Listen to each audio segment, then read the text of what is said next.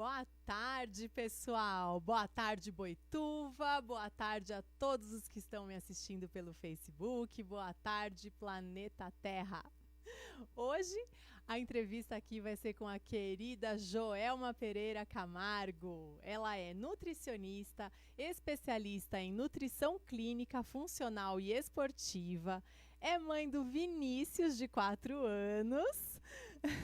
Ela é pedagoga e professora da Rede Municipal de Boituva. Obrigada por ter aceito o meu convite, Joelma. Eu que agradeço, Mari. Estou muito feliz pelo convite da Mari, principalmente pelo assunto a ser tratado, que é a alimentação infantil. Então, primeiramente, boa tarde, amigos da TV Boituva, do Face, meus amigos da escola, meus alunos do terceiro ano B da Escola Olavo, que eles estão aí me ouvindo. Aê! Um beijo a todos vocês. E a minha maquiadora também, Ana Paula, minha prima. Olha, muito obrigada a todos que estão assistindo a gente. Fiquem ligadinhos. Se vocês tiverem qualquer pergunta referente ao assunto de nutrição infantil, podem participar com comentários pelo Facebook, que a Joelma vai responder tudo que tiver ao alcance aqui, tá bom? Então vamos lá, Jo, conta um pouco para o pessoal, para quem não te conhece, né, sobre a sua trajetória profissional. Você é professora e nutricionista, o que veio primeiro na sua vida? Então, na verdade, os dois, Mari. Você acredita que quando eu fazia meu colegial técnico lá de nutrição, eu fiz o técnico em nutrição no Salles Gomes e também fiz magistério. Então, eu fazia sempre os dois. De manhã fazia uma coisa, à noite fazia outra e foi indo assim. Fiz faculdade de nutrição. A princípio, eu tendia mais para nutrição, né? Aí eu fiz a faculdade de nutrição, mas depois que eu me formei, eu resolvi também dar aula na prefeitura. E aí eu passei no concurso, graças a Deus, né? E comecei a dar aula, então eu comecei a exercer tanto nutrição, professora na prefeitura, e também comecei a atender em consultório, que era a área de nutrição que eu gostava. Então, em todo esse tempo, que eu acho que já tem uns 18, 15 para 18 anos aí, estou meio perdida. Bafa o caso! Eu trabalhei bastante na área clínica, em nutrição eu trabalhei bastante na área clínica. Trabalhei uns 4 anos em educação nutricional em escola, tanto em escola municipal, como também em escola infantil, né? E em todo esse período dando aula também, né? Dividia meu tempo de manhã professora e à tarde nutricionista. Então, atualmente você dá aula para o terceiro ano, né? No terceiro ano da Escola Olavo, lá no De Lorenzi. Ah, é o terceiro ano. A criançada tem que idade agora? Eles estão 8 aninhos, mais ou menos. Estão fechando o ciclo de alfabetização. Ai, que gostoso. Uma delícia. Jo, e quando a mãe vem procurar você com a criança, geralmente essa mãe, ela vem por uma percepção dela que algo está errado na alimentação do filho, ou seja porque come porcaria, ou porque não está comendo direito, ou é mais por indicação médica? Olha, Mari, na verdade é mais por indicação médica. Então, os pais, assim, quando começa a criança a ter algum problema de saúde, ou porque está acima do peso, ou porque foi numa consulta de rotina com o pediatra, e o pediatra viu que o colesterol está alto. Então, eles encaminham. Os principais motivos é obesidade infantil, a hipercolesterolemia, que é esse colesterol alto, a hipertrigliceridemia, que é o triglicérides alto, né? Então, são índices sanguíneos que estão relacionados com a alimentação. Né? Alguns casos, diabetes, né, infantil e pressão alta. Você acredita? Crianças com pressão alta. Crianças com pressão alta. Tem sido comum isso? Tem sido comum.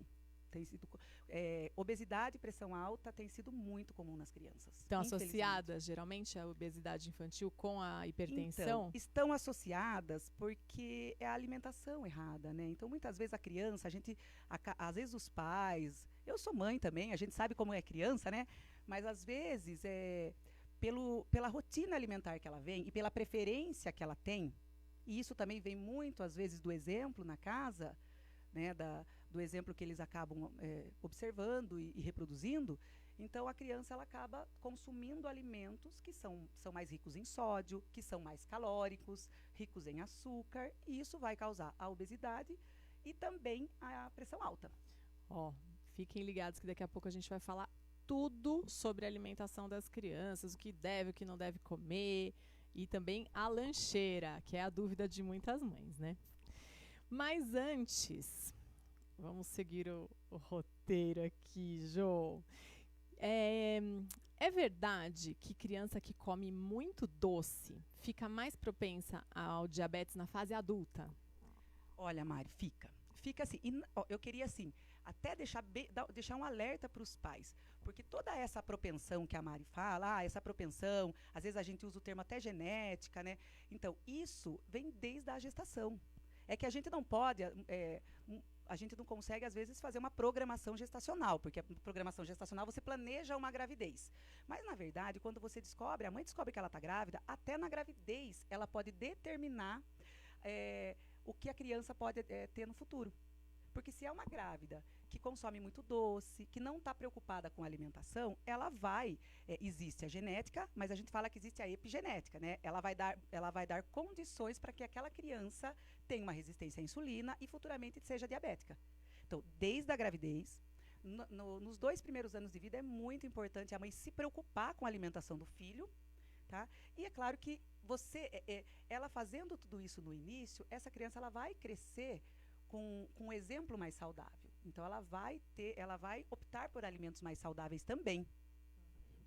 Sim, o hábito alimentar é muito importante, o condicionamento alimentar da criança, né? E uma grávida que come muito doce, ela altera só a fisiologia do bebê ou isso vai alterar também o paladar, a preferência alimentar do bebê? Ela vai alterar os dois. Então, ela vai alterar todo o metabolismo, né, na formação de hormônios e também o paladar. Então, a mãe que come muito doce, essa criança ela vai ter uma vontade maior. E isso a gente vai levando para a vida. Então, se você hoje começar a comer muito doce e ficar aquele vício do doce, eu como doce todo dia, um chocolatinho, isso vai aumentando na sua língua. A gente tem papilas gustativas, que são botõezinhos na nossa língua, que a gente sente o doce, a gente sente o azedo. Então, quanto mais eu consumo doce, mais eu aguço essa papila gustativa para o doce. Então, aí eu vou me viciando no doce. E a criança é assim. Então, a gente deixa hoje, daí amanhã ela quer e a gente vai deixando. Então, ela vai tendo essa preferência e esse vício pelo açúcar, porque é um vício, né? O açúcar é uma droga. É uma droga. Não é? E vicia. Deveria ser encarado como droga até nas escolas. Uhum. Entendeu? Porque assim, a gente, claro, eu não sou radical, não sou contra, né, uma alimentação, um docinho, mas a gente tem que saber que isso não pode ser uma rotina. Então, o consumo de doce, ele vai ser esporádico, ele não vai ser rotina da criança.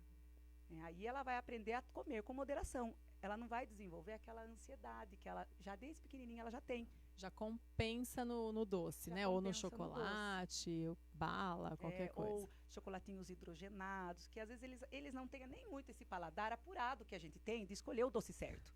Eles escolhem qualquer doce. Não é uma marca boa de chocolate, pra eles, né? Qualquer docinho, qualquer açúcar é doce. Uhum. Né? E sobre o colesterol? Colesterol em crianças, ele é mais comum por conta da genética ou ele é provocado também pela alimentação?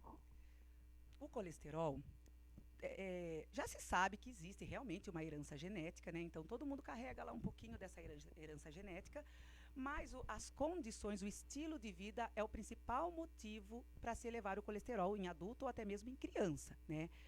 O que a gente sabe? As crianças, elas gostam muito do consumo de leite, derivados do leite, iogurte, danoninho, ou excesso de leite. E são alimentos que a gente considera saudáveis, né? Porém, acontece que assim, eles trocam refeição por leite. Se deixar, a criança, ela não come. Depois de uma certa idade, ela não precisa mamar tanto. Ela pode ficar com 2 horarinhos de leite e depois incluir as frutas, né? Ela pode estar fazendo isso, mas não é a vontade da criança. E muitas vezes ela excede nesse consumo e aí acaba aumentando o colesterol em crianças. Não é o único alimento que aumenta o colesterol, né? A gente sabe, mas ele é o mais comum em crianças. Então, agora que você falou que depois de uma certa idade a criança já não precisa mais tanto do leite, você pode dar uma noção para as mães de até que idade é aceitável que a criança tome o leite, o mamar, né? Que às vezes é na mamadeira, e eu como dentista já vou falar que também não pode depois dos 2 anos. Segundo a nutricionista, até que idade? Então, o leite em si, né, nem estou entrando no caso da mamadeira, do que tomar, porque daí você vai explicar com mais com mais experiência, né? Mas assim, o leite em si, até o primeiro ano, você coloca, assim, a criança ela vai desde pequena, ela tem uma frequência maior de leite, né? Que ela tá até o 6º mês, a gente sabe que é o aleitamento materno exclusivo, depois você vai trocando. Então, normalmente, 3 vezes seria o suficiente. É claro que dos 6 meses até o primeiro ano de vida, as crianças mamam até um pouco mais. A gente sabe que elas mamam um pouco mais. Mas depois do primeiro ano de vida, você pode ficar com 2 vezes, não precisa mais que isso. Então, normalmente é o acalento do soninho e quando acorda, que eles gostam. E aí a gente tem que tentar, durante o dia, tirar essa mamadeira. Ou tirar esse leitinho. Por quê? Ela precisa incluir as frutas, ela precisa incluir um biscoitinho integral, um bolo mais integral. E também, às vezes, vai entrar o iogurte que ela gosta, né? Que é um alimento saudável, porém, assim, eu não posso dar 3 vezes mamadeira, depois eu dou iogurte, aí começa a ter aquele excesso do consumo de leite. Né? Tem criança que toma mais de 1 litro de leite por dia, através de mamadeira. Aí já é um excesso. Então, aí acaba sendo 2, e quando tiver algum produto à base do leite, um queijinho, um iogurte, no máximo 3, entendeu? Mas vamos pensar numa criança um pouco maior, vai, não de 2 aninhos. Uma criança de 4, 5 anos, que faz as refeições com a família, toma café da manhã, almoça, janta. Quantos copos de leite essa criança deveria tomar? Ou leite ou iogurte, que seria o correspondente. Vamos pensar, né, nos substitutos do leite. Então, quando a gente fala leite ou grupo do leite, seria leite, queijo e iogurte. Na minha opinião de nutricionista funcional, porque assim, a Organização Mundial da Saúde, ela fala que umas 3 vezes por dia poderia. Na minha opinião, eu gosto de trabalhar com 2 vezes. Tá? Por quê? 2 vezes, para você conseguir ter uma variedade nos outros alimentos. Né? Então, se a gente for pensar, o leite, ele acaba sendo importante nos mini lanchinhos, ou no café da manhã. Então, a gente acaba colocando nisso, não no horário do almoço e jantar. Só que aí vai ter uma disputa. As frutas também precisam nesse horário. O carboidrato saudável, que a gente fala, que é a batata doce, que é um bolo integral, também precisa. Então, a gente tem que saber não fazer um cardápio. É importante que a mãe saiba que esse cardápio do seu filho não seja muito monótono. Né? Então, o que é o monótono? Monótono é todo dia a mesma coisa. É todo dia o leitinho àquela hora. Então, vamos tentar mudar. Então, um dia vai ser um suco mais nutritivo. No outro dia entra uma vitamina com iogurte. E aí fica um equilíbrio entre os alimentos. A gente consegue variar, ter variedade. Né? As crianças aceitam bem os cereais sem açúcar? Elas, para quem já vem de um histórico consumindo bastante cereal adocicado, elas têm uma certa resistência. Mas o trabalho da mãe é árduo até nisso, até na educação nutricional, tá? Então, você vai pôr, ela não vai aceitar. Muitas vezes você precisa até misturar, não tem problema, porque esse trabalho é gradativo. A educação nutricional com a criança, a gente tem que ter muita paciência, mas não deixar de ensinar. Né? Então, ela não aceita. Então, vamos misturar um pouco dos dois. Aí, depois você vai diminuindo. Igual uma vitamina que você vai pôr açúcar. Você vai diminuindo a quantidade de açúcar gradativamente. Quando você vê, você já está batendo um suco ou uma vitamina sem açúcar, só com o doce da fruta. Então a educação nutricional também é gradativa nesse sentido. Isso não vale só para o cereal, sabe, Mari? Isso vale, assim, para vários alimentos que a gente precisa inserir na rotina da criança. E aí é um trabalho gradativo mesmo. E aí, você falou dos alimentos, né, que o leite é um dos grandes associados ao colesterol infantil. E o ovo? Então, o ovo, nossa, o ovo tadinho. Que o ovo era vilão, agora ele é mocinho. Como é que fica isso? O ovo, na verdade, ele realmente é mocinho. Ele foi muito injustiçado, né? Porque o ovo, o que acontece? Ele tem a gema, realmente ele aumenta o colesterol, né? Mas ele aumenta, não sei se quando vocês olham o exame de sangue, lá tem o colesterol fracionado. Então, tem o HDL, que a gente usa um termo meio comum, assim, de falar o bom colesterol, né? E existem os outros, o LDL, o VLDL. Não que a gente fala colesterol ruim, não que ele seja ruim, ele só vai ser ruim quando ele está em excesso, está alto, elevado. Mas o que acontece? O ovo, a gema do ovo, ela melhora o HDL, que é o colesterol bom.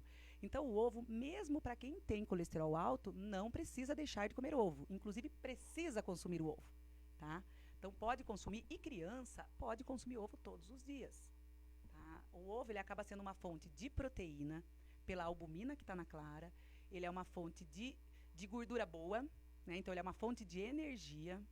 E uma coisa que o ovo tem também é a vitamina D. que muitas pessoas têm carência de vitamina D.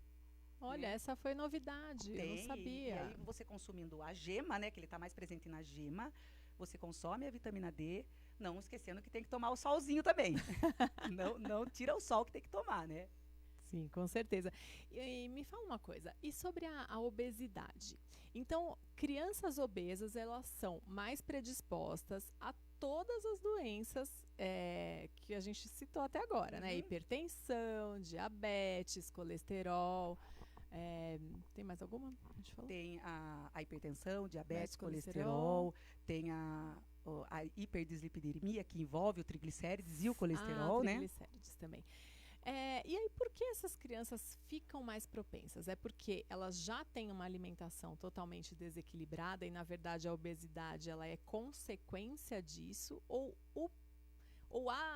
o quadro da obesidade ele acaba desencadeando essas doenças? Assim, o que vem primeiro, né? O ovo ou a galinha? Você sabe que tem as doenças, as cardiovasculares, que é a aterosclerose, entendeu? A gente chama essas doenças de doenças crônicas não transmissíveis, tá? DCNT, que a gente usa até a sigla, tá? São doenças que a gente não pega. Eu não vou pegar essa doença da Mari, né? Eu vou adquirir ao longo da minha vida, um pouco pela genética e um pouco pelo estilo de vida. Gente, e a maior parte é pelo estilo de vida mesmo, tá? Então, realmente é pela alimentação, pelo sedentarismo, né? E pela inatividade, né? A pessoa não faz atividade e um está ligado ao outro, Mari. Muitas vezes, assim, a pessoa, ela é obesa, todo o metabolismo que envolve a produção hormonal, quando a pessoa vai engordando, ela vai criando uma resistência maior. É como se o organismo, ele não desse conta de trabalhar como ele deveria trabalhar, redondinho. E aí você começa a ter o fator de risco para outras doenças. Então, realmente, a obesidade, ela é um fator de risco para doenças cardiovasculares, para hipercolesterolemia, para o diabetes, né? Porque envolve hormônio. Então, envolveu hormônio, envolveu os hormônios que causam essas doenças também. A insulina, o cortisol que dá ansiedade, em alguns casos a depressão, né? Então, oscilação hormonal acaba acontecendo aí. Tem até, me corrija se eu estiver errada, o hormônio da fome e da saciedade que desregula quando você tem um aumento de células gordurosas no corpo, não é isso? Desregula e aumenta também o cortisol. O cortisol, ele é o hormônio do estresse. Ele é o hormônio que dá ansiedade. Então, assim, você acaba tendo, a gente fala que é uma flutuação hormonal. Você desregula a sua produção hormonal. E com isso você vai ficando mais ansiosa, mais compulsiva, começa a comer, tá? E o fato de comer mais, o que acontece no seu organismo? A gente fala que é o balanço energético. O nosso corpo é um balanço energético, a gente tem que manter esse balanço, né, equilibrado. Se eu faço um balanço energético positivo, o que está acontecendo? Eu estou consumindo mais do que eu estou gastando. E aí eu vou acumulando na nossa camadinha de gordura, que eu não tenho, não sei o que é isso, tá? Que é a gordura subcutânea, que é a gordura da dobrinha. Então, a dobra vai aumentando, né? E a gordura visceral, que é aquela mais perigosa, que é aquela gordura que está entre os órgãos, que causa um risco cardíaco maior. Você não vê que os médicos falam, olha, precisa medir a região do abdômen. Né? A região do abdômen, se possível, estar até 90 centímetros. Por quê? Muita gordura nessa região comprime a circulação. Então, aí você vai ter um risco cardíaco. Sim. E as crianças podem ter essa gordura visceral também? Elas têm também. Elas têm. E dá para perder? Dá. E a criança, ela tem muita energia para gastar, né? Então, eu acho que assim, o trabalho tem que ser feito de fazer a criança. Os pais precisam colocar a criança em algum tipo de atividade que seja prazerosa para eles, né? E é fácil de conseguir isso, né? Porque as crianças gostam disso. Mas elas estão vivendo num mundo meio sedentário. Então, se a gente não der um chacoalhão e falar, não, nós vamos fazer uma atividade, é futebol, é academia, é uma recreação, o que a criança gostar. E, junto com isso, né, tá trabalhando essa educação nutricional, que é esse controle alimentar. A atividade física que as crianças fazem na escola seria já suficiente ou você acha que precisa ter uma atividade complementar? É muito importante a atividade na escola. Eu que sou professora, eu vejo como eles chegam suados, como eles gostam disso. Mas eles podem dar mais de si. Eu acho que é assim, eles fazem normalmente 2 vezes por semana educação física na escola, né? E é muito legal, né? Os professores, eles trabalham, eles fazem todo um trabalho, todo um planejamento, né?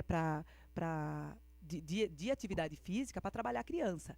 Mas a criança, 2 vezes por semana, para uma criança é pouco. Então, os pais têm que fazer mais. Né? E a cidade de Boituva, ela fornece tantas aulas, sabe? A gente vê, assim, eles têm acesso de graça, sabe? A esportes, a aulas em academias, né? Eles têm um trabalho, a prefeitura, eles fazem um trabalho muito importante que dá essa oportunidade para a criança. Então, os pais precisam aproveitar essa oportunidade, né? Para que eles façam atividade física e também a alimentação. Sempre associando, né, para dar mais qualidade de vida, saúde para as nossas crianças. Eu queria só concluir uma coisa do colesterol que a gente Fale. falou. Eu tinha falado muito do leite, né? Mas é claro que não é só o leite. Então, quando a gente fala em colesterol elevado, Mari, a gente pensa, os alimentos que mais elevam o colesterol é o grupo em si do leite, as carnes, né? Não podemos deixar de citar as carnes. Aquela gordurinha da picanha, aquela carne panceta, que mais? Quantidade. Quando a gente fala assim, carne, é porque a composição da carne, na composição dela, ela tem gordura. Então, se você tiver moderação, você vai pegar uma porção suficiente. Quando você passa nessa quantidade, aí você vai ter um aumento de colesterol, tá? Então, é o grupo das carnes, é o grupo do leite, os frios em geral, porque são feitos desses alimentos, né? São feitos de carne ou de leite. E uma coisa muito importante que a gente não pode deixar de citar, a falta de consumir fibra. Porque a fibra, todo mundo ouve falar que a fibra age que nem uma esponjinha no nosso organismo. E realmente ela age. Quando eu consumo um alimento com fibra, então, vamos dar um exemplo que naquele almoço eu comi um arroz integral, ou então eu coloquei uma sementinha de chia no meu prato e comi a carne. Na carne tem um pouquinho de colesterol, a gente sabe. Na hora que eu consumi, que passou por todo o processo de digestão, lá na absorção, lá no meu intestino, a fibra ela não é absorvida. Porém, ela age como esponjinha. Ela chupa um pouquinho de água, ela acaba hidratando as fezes, por isso as fezes ficam numa consistência boa. E elas também chupam um pouquinho do colesterol. Ou seja, elas impedem a absorção de colesterol, de uma partezinha do colesterol. Por isso que para quem está fazendo um tratamento para baixar o colesterol, também tem que consumir fibra. Não é pensar só nas proibições. E tem a ver aquela coisa que a gente escuta, que você tem que comer a salada antes do prato, não só pela questão de saciedade, mas também para você dar aquela forrada no estômago de fibra, ou não tem nada a ver? Olha, não que tenha a ver, que tenha que comer antes. A gente usa, muitas vezes eu uso isso também. Por que a gente usa? É uma estratégia alimentar que a gente fala, né? É uma estratégia para que a pessoa, todo mundo assim, vamos pensar, não vou falar todo mundo, mas muitas pessoas, a vida é muito corrida, chega para almoçar correndo, você nem percebe, às vezes está comendo, você acabou com o seu prato e você está com tanta ansiedade que você repete. Agora, quando você senta, a gente orienta, come a salada primeiro, respira. Vamos começar o almoço. Então, eu indico, às vezes, para comer a salada antes, mas não que necessariamente seja assim, é obrigatório comer antes. Eu tenho pacientes que falam, eu prefiro comer a comida e comer a salada depois. Respeitando a quantidade, né? Se a pessoa estiver lá com o objetivo do emagrecimento, respeitando a quantidade, não tem problema nenhum. O importante é consumir esse grupo, tá? Consumir a salada, isso é o mais importante. Não é salada com queijo, presunto, ovo e azeitona, né? É salada de folhas. Uma salada 3 cores, entendeu? Ai, Jô. Viu? Eu já sei, essa é uma dúvida que eu tenho também. Eu tenho certeza que muitas mães que estão assistindo a gente têm essa dúvida, às vezes, na hora de montar a lancheira das crianças. Porque a gente fica esbarrando no limite do que é prático, do que é saudável, do que a criança gosta de comer. E também, às vezes, na escola, não é tudo que você pode mandar, porque às vezes o amiguinho é muito diferente. Isso, né? Tem isso também. Tem a questão do que é saudável levar. A gente tem que levar em conta a praticidade, né? Também, né? Porque tem que ser alguma coisa prática. Não que tenha que ser, né? Mas às vezes, pela correria do dia, a gente acaba optando pelo prático. E tem essa preocupação de saber o que levar para o coleguinha, principalmente os menores, que o coleguinha às vezes não tem aquele alimento, né? Então, se levar, tem que levar para todo mundo. Mas o que é importante? A gente sempre fala, quando a gente fala em alimentação saudável, Mari, a gente pensa em 3 grandes grupos alimentares. Isso até as crianças aprendem na escola, tá? O que são esses grupos? Imagine que você dividisse os alimentos em 3 grandes grupos, que é o grupo dos alimentos energéticos. O que é o alimento energético? É aquele alimento que tem mais carboidrato, que vai dar energia para a criança. Ou ele vai ter um pouquinho mais de gordura, ou principalmente o carboidrato. Porém, a gente tem que pensar sempre pelo lado bom, tá? Eu estou falando nesses grupos pensando nos alimentos mais saudáveis. Eu não estou pensando no energético do doce, entendeu? Estou pensando num energético saudável. Então, o que entra nesse energético? Entraria a batata, entraria o arroz, entraria o bolo. São aqueles alimentos que vão a algum tipo de farinha de trigo ou algum tubérculo. Esse é o energético. Tem o grupo dos alimentos construtores, que o nome já diz, a função dele é construir os tecidos do corpo. E a criança está em fase de crescimento. Ela precisa construir os tecidos do corpo, né?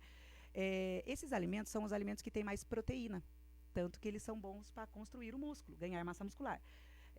O ovo, as carnes no geral, frango, peixe, os feijões, né? E o grupo do leite, leite, queijo, iogurte. São alimentos que são ricos em proteína. Então, a gente conheceu o energético, conheceu o construtor e tem o regulador. O regulador, também o nome já diz, ele regula todo o funcionamento do seu corpo. Regula os índices sanguíneos, que tem que baixar quando está elevado, regula o peso, regula o funcionamento intestinal. Então, eles são muito importantes. Os alimentos desse grupo são as verduras, que a gente chama de hortaliças, verduras e legumes, e são as frutas. Tá? Então, o que a gente fala? Se a mãe pudesse, depois eu até vou pegar as letrinhas para mostrar. O que seria ideal? Que a mãe conseguisse fazer o equilíbrio, colocar o REC. A gente fala que é fazer o REC, colocar um regulador, um energético e um construtor. Tá? Regulador, uma frutinha. O energético pode ser um bolo mais saudável, né? Um bolo de banana, um bolo integral, ou um biscoitinho mais integral. E o construtor poderia ser um queijinho picadinho ou um ovinho de codorna, né? Ou você poderia montar, não precisa ser de forma separada. A gente pode fazer uma preparação única que você consegue fazer o REC. Ou, por exemplo, um pão integral com queijo, Isso, já são um lanchinho os natural. dois. O lanche natural já está na combinação do lanche. O carboidrato, o energético, já tem o construtor, que é o recheio, e já tem o regulador, que se você conseguir pôr uma folhinha de alface, uma cenourinha ralada, você já fez o REC só no lanche natural. E aí você leva um suquinho natural. Ou, se a criança quiser, uma fruta. É importante, assim, a fruta, eu acho que, independente da montagem do prato, sempre levar uma frutinha, porque a criança ela precisa aprender a comer a fruta. Levou o lanchinho natural, leva uma maçãzinha, ou leva uma maçã, ou aí você vai me dizer até que idade a gente pode levar o picadinho, né? Mas, assim, é importante levar a fruta também, para a criança já habituar, porque o que vai acontecer, Mari? Ela é criança, ela tem uma energia, ela gasta muita energia, então ela precisa desse grupo. Ela precisa desse REC, que a gente fala, no almoço, no jantar e, se possível, na escola. Às vezes, a gente não consegue fazer o REC na escola, mas, se possível, fazer esse REC na escola. Conforme vai passando a idade, a gente vai ficando mocinhas assim, lindas, você não precisa necessariamente fazer o REC nos lanchinhos, porque senão você pode começar a ganhar peso.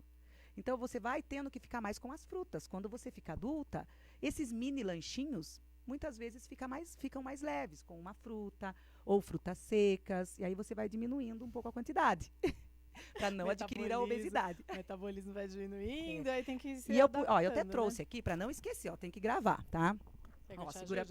Segura o microfone para mim, então. Tá. A gente fala que é fazer o REC, colocar um alimento regulador, um alimento energético e um alimento construtor, tá? Fazer o REC nas grandes refeições, principalmente, que é o almoço e jantar, e, se possível, no lanchinho da escola, tá bom? Gente, não adianta, ela não abandona o lado professora. Recortou letrinhas para ficar bem didático, para ninguém esquecer do REC. E com a ajuda dos meus alunos, viu? Um beijo para todos os alunos da Jo, hein? Jo, e sobre alergia alimentar, né? Criança que é muito comum, eu sei, até o primeiro ano de vida, principalmente, crianças que são alérgicas à proteína do leite. Me conta, assim, a diferença. Eu sei que é um assunto que já foi muito discutido, mas sempre tem alguém que nunca ouviu falar, sobre a principal diferença entre APLV, né, alergia à proteína do leite de vaca, e intolerância à lactose. A intolerância à lactose, na composição do leite, existe a gente fala que é o açúcar do leite, existe a lactose, né?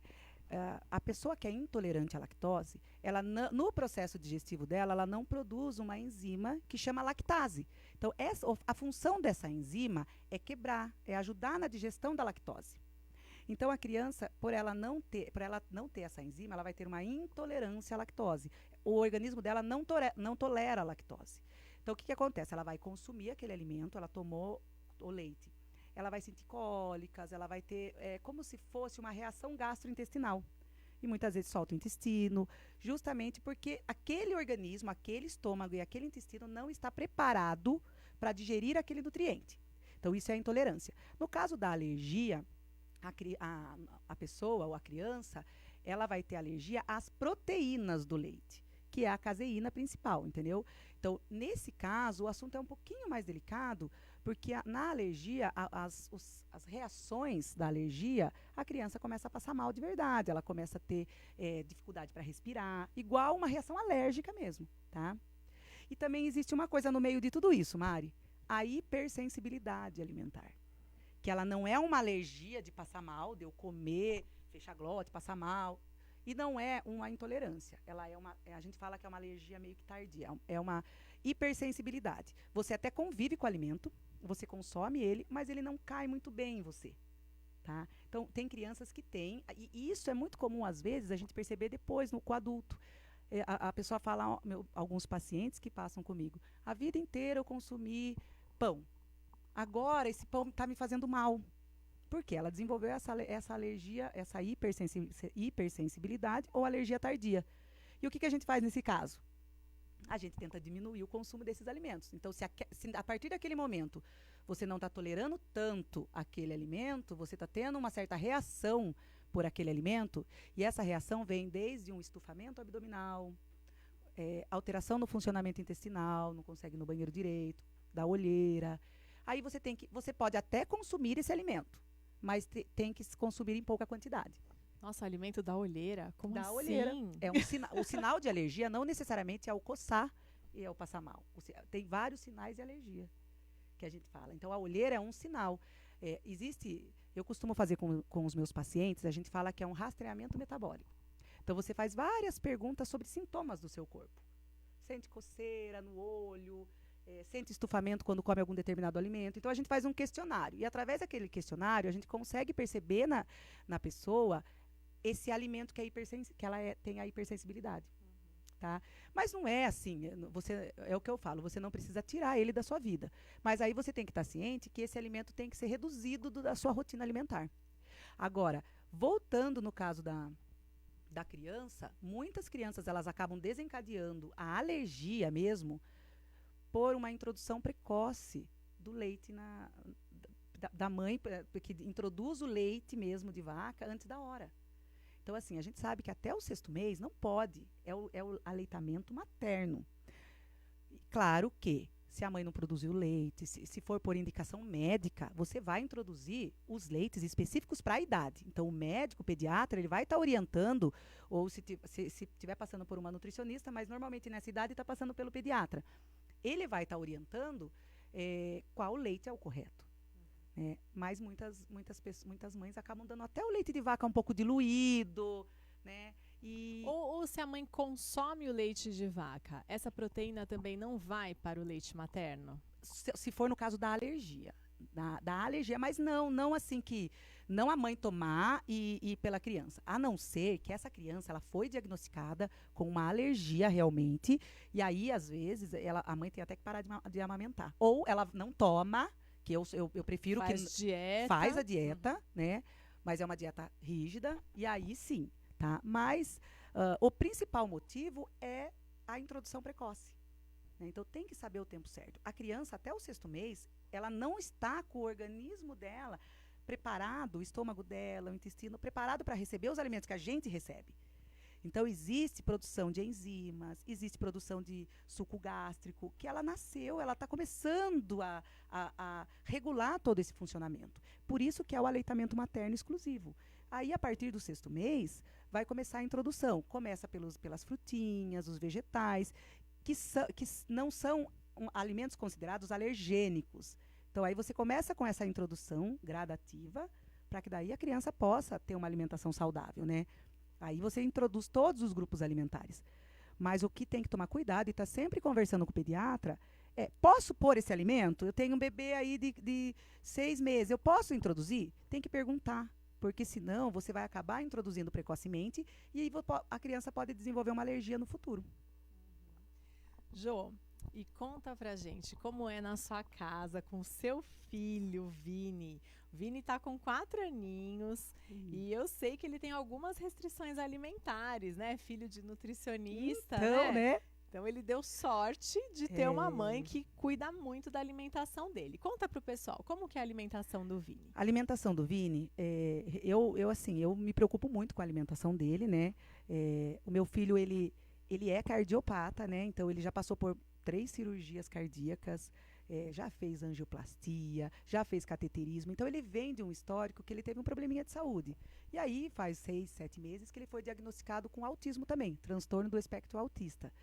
E por conta de tudo isso, eu me preocupo realmente com a alimentação dele e também fui buscar aprender mais sobre a alimentação, né?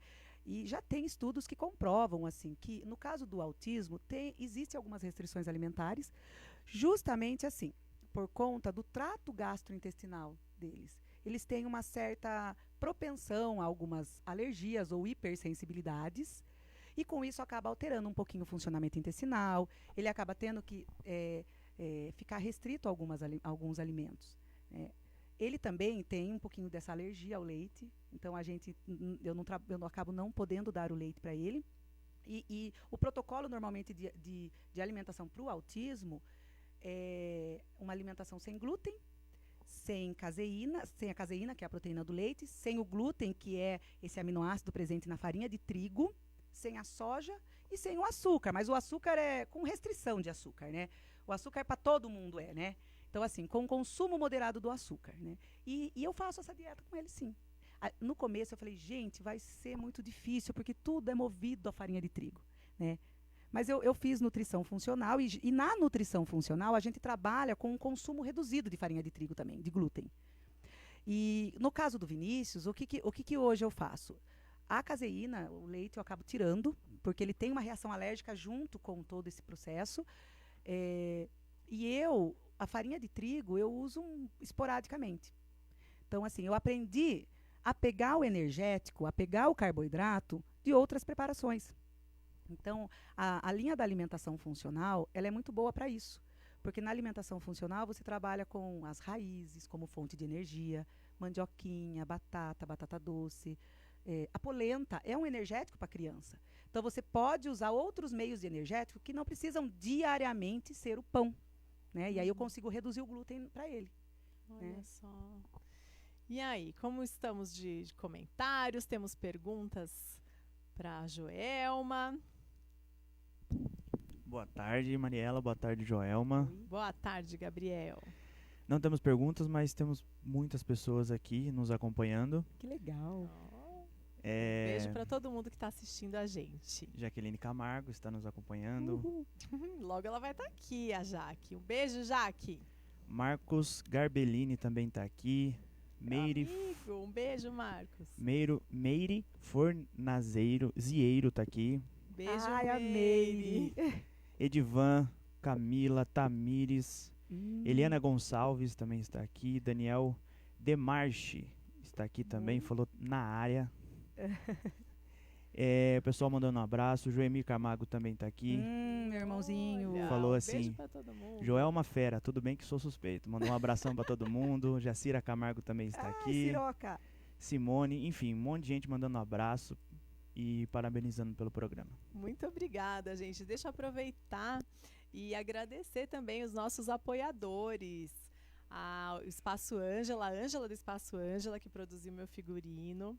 O pessoal do estúdio W Lopes, a Camila Camargo, minha maquiadora, a Cris, que fez a minha escova. Um beijão pra vocês, viu?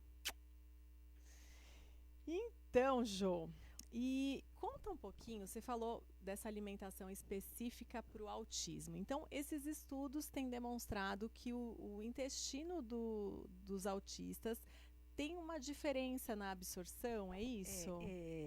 São vários fatores, Mari. Quando a gente pensa no autismo, a gente tem que considerar muita coisa. A seletividade alimentar, que a criança autista, ela tem alguns têm uma certa seletividade alimentar. O que é isso? Seleciona um determinado alimento e só quer comer aquilo, né? E muitas vezes por eu vou falar de uma maneira mais simples, né? Mas é por essa desorganização sensorial que a criança tem, né? Então ela precisa, inclusive a TO, ela é muito importante nesse trabalho em conjunto com a nutrição, porque você precisa trabalhar o aceitar o alimento, às vezes ele não quer o pegajoso, ele não quer o crocante, e aí a TO vai trabalhar com isso, com terapias, por exemplo, não gosta do crocante, então vamos trabalhar com o isopor para aceitar o crocante. Vamos trabalhar com a geleinha para aceitar uma banana amassada. E assim, então existe essa seletividade que a gente tem que trabalhar. Não é o caso do Vinícius, que o Vinícius não tem isso. Ele aceita tudo. Mas existe a integridade intestinal, que isso é um pouco afetada, então elas são mais propensas a ter esse desequilíbrio intestinal, que a gente chama de disbiose. Esse desarranjo é como se fosse um desequilíbrio de flora intestinal. E todo esse desequilíbrio pode causar uma permeabilidade intestinal. O que é isso? Não consegue selecionar de forma saudável o que entra e o que sai, o que é absorvido ou não. Com isso, é absorvido substâncias que a gente fala que são macromoléculas, que não foram bem digeridas. Que aí entra o glúten e a caseína, que quando absorvidas, elas adquirem um formato que a gente até usa um termo que é caseomorfina e gluteomorfina, o glúten e a caseína, e deixam a criança mais agitada. Então a gente fala que essa dieta com uma certa restrição de glúten e caseína e a soja, ela vai amenizar os sintomas do autismo, deixa a criança um pouco menos agitada, mais concentrada, mais focada. Então esse é o objetivo, tá? Tem essa questão, intestino, boa absorção e em alguns casos, justamente pelo intestino não ser tão íntegro, a consistência das fezes muda, às vezes fica um pouco mole, né, solta um pouco, e aí você tem que trabalhar, às vezes, com algum suplemento, com probiótico. É importante para o autismo também, Mari, trabalhar com ômega 3, porque é um nutriente que é importante para o cérebro. Então, você trabalha com a alimentação, você trabalha com a aceitação dos alimentos, né, em conjunto com a TO e tal, e trabalha com a suplementação em alguns casos. E o ômega 3 é líquido que a criança toma? É uma pastilhinha mastigável. É como se fosse, só que ele tem saborzinho de morango. Então ela chupa como se fosse uma balinha.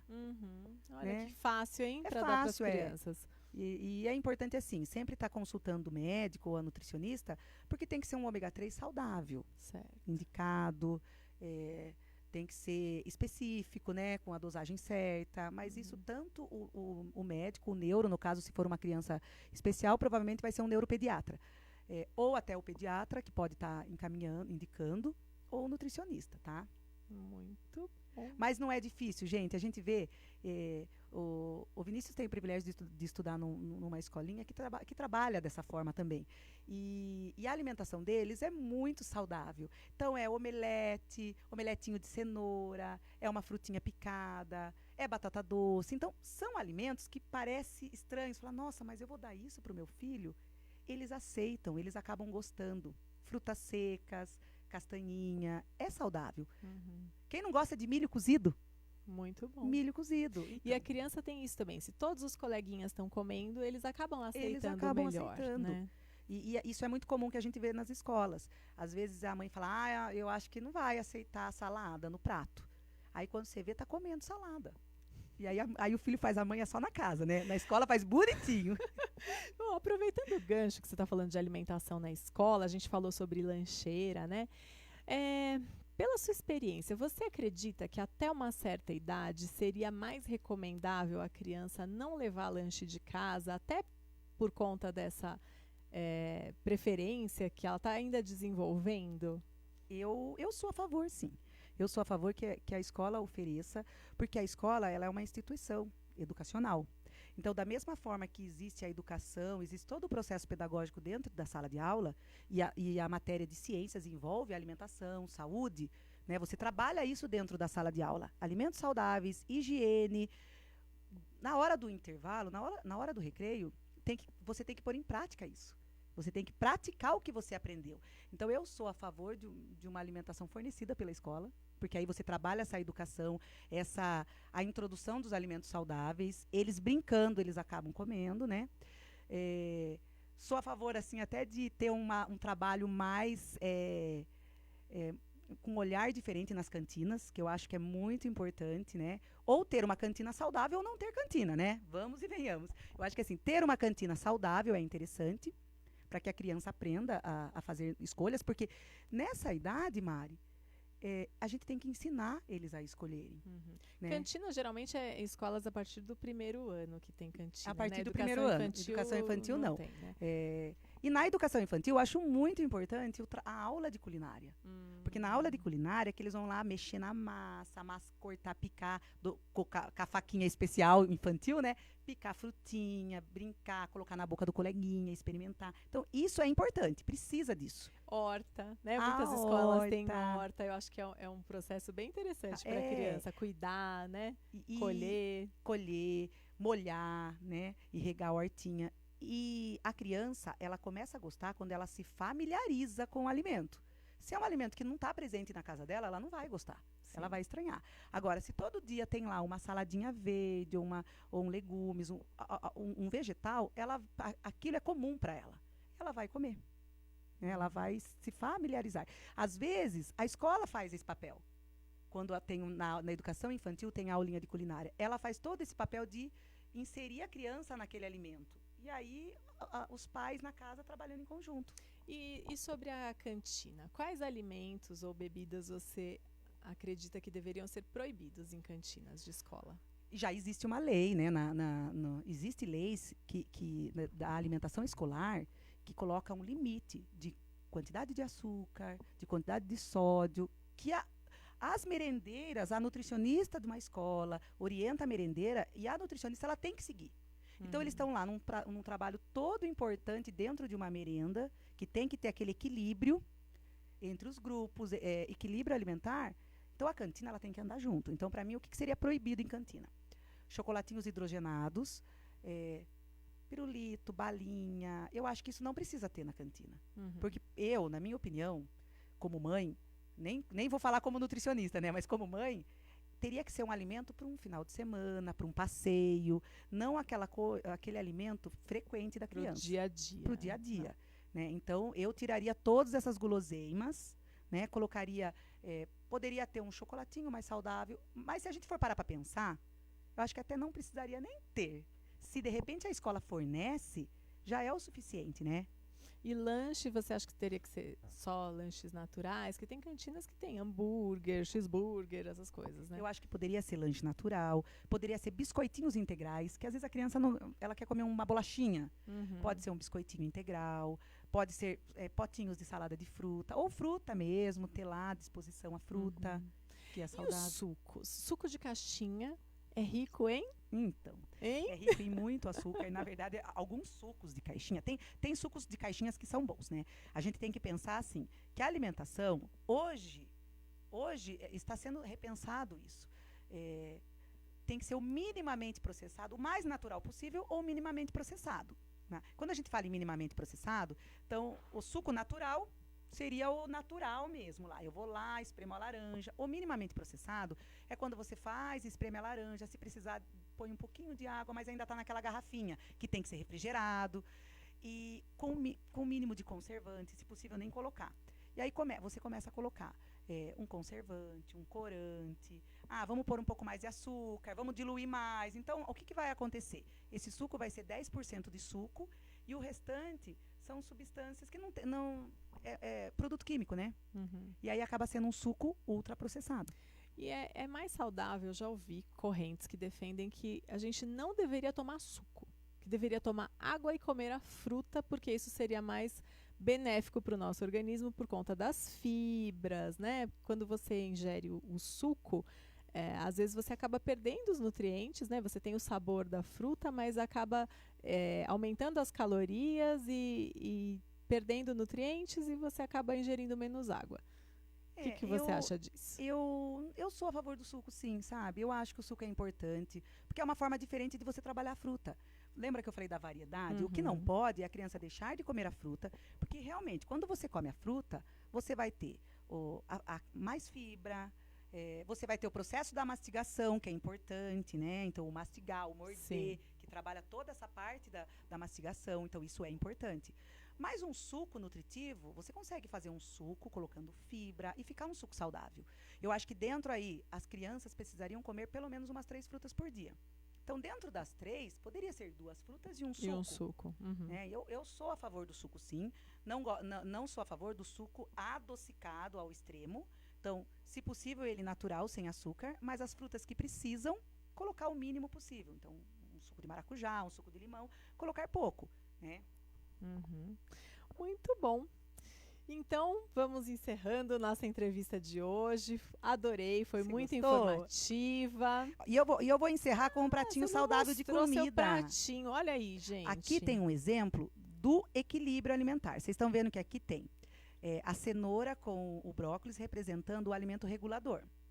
Aqui tem a carne, ela está pequenininha, mas que eu coloquei para criança, representando os alimentos construtores que tem proteína. E aqui está o arroz com o feijão. Tá? O feijão, ele representa um pouco de construtor e energético também. Mas aqui a gente faz o REC. Tá? Regulador, energético no arroz e construtor no feijão e na carne. É o pratinho saudável dos nossos filhos, tá bom? Muito bem. Então, nesse caso, a ervilha pode substituir o feijão, é isso? Isso. Aqui é importante ter a combinação do arroz e feijão ou o arroz e outra leguminosa. Então, seria a ervilha, pode ser soja, grão de bico, né? É mais comum assim, ervilha, lentilha, feijão, mas as crianças optam sempre por feijão, não tem problema. Eu coloquei ervilha só para dar uma mudadinha aqui, né? Para ficar mais colorido. Para ficar mais colorido. Nutri adora prato colorido. Tem que fazer o REC, hein, mães?